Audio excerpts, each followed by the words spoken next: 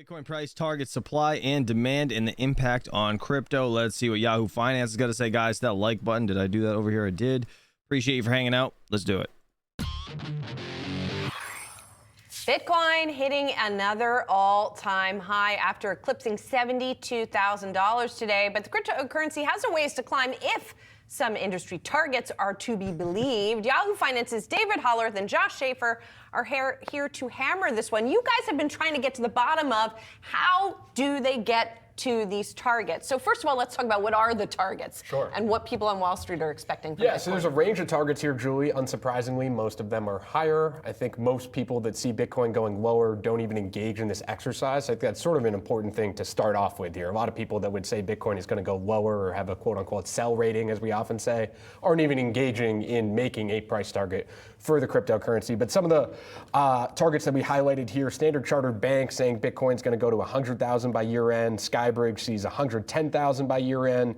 Fundstrat's Tom Lee has made a public call of 150,000 for the biggest cryptocurrency in the world. A lot of what these different firms seem to be highlighting is essentially it's a demand-driven product, right? We're really just talking about demand and how that's going to move price. The ETFs brought a lot more demand than we had previously seen for the crypto. There's not all the coins are mined, right? So as demand goes up, price is going to go up. It's a little bit of a basic scenario when it comes to that. David, you've covered crypto a little bit more closely than I have. I'd be curious just sort of what you make of what these analysts told us about the base case here and sort of what their reasoning was. Yeah, I mean, there's like an element to this, like compared to S&P price targets, where it is a little bit more, there are more assumptions that are made.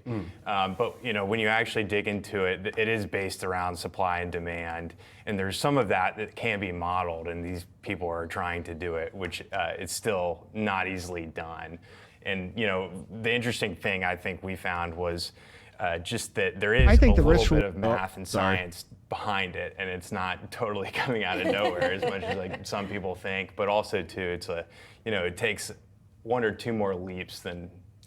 Yeah, well, it was interesting. ARK highlighted too, David, that they were telling me they use a top-down approach instead of a bottom-up approach, right? And you hear those types of things a lot of times in typical stock analysis, and top-down meaning that they're essentially assuming what the overall market size of Bitcoin could be by saying that Bitcoin is digital gold. So if we make that assumption, and gold is 1 to 5% of an allocation in a traditional portfolio, and Bitcoin were to replace that, you can start doing some fancy math. I can see Saz's head turning right now. I'm going to ask you for your price prediction. On what that turns into for a market cap. Yeah, and then that's how you sort of get the numbers. Yep. It's a big assumption to assume that we're all going to take our gold allocations in our portfolios and just turn them into Bitcoin. Dave, I want to ask you, because you've been our guy here at Yahoo Finance covering these wild swings all the way down from the Bankman-Fried shenanigans, you name it. Does this time feel different? Does this feel like really this is crypto's moment and Bitcoin over 72,000 is just a starting point? Yeah, This time is definitely different. I mean, I'm not going to invoke the magic words, but I think that the ETFs are definitely a unique place where it seems like there's like this buying demand for it. But, as we keep talking about supply and demand, at the end of the day, I think still the use cases are demand is speculative. And so we don't really know where that goes.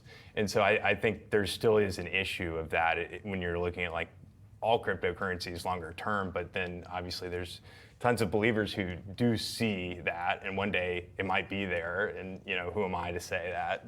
So as far as it being different, I would say I don't think it is different, but the market is very different. The demand is different. The use is about the same.